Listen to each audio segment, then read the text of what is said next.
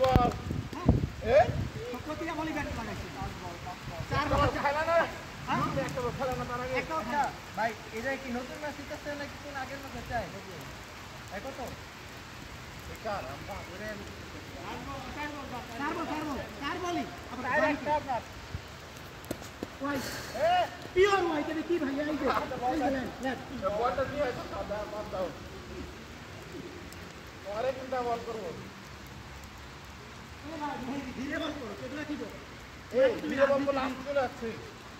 আর ভাই ঠিক আছে আর জোরে যাচ্ছে মানে বৃষ্টি হবে এই দেখো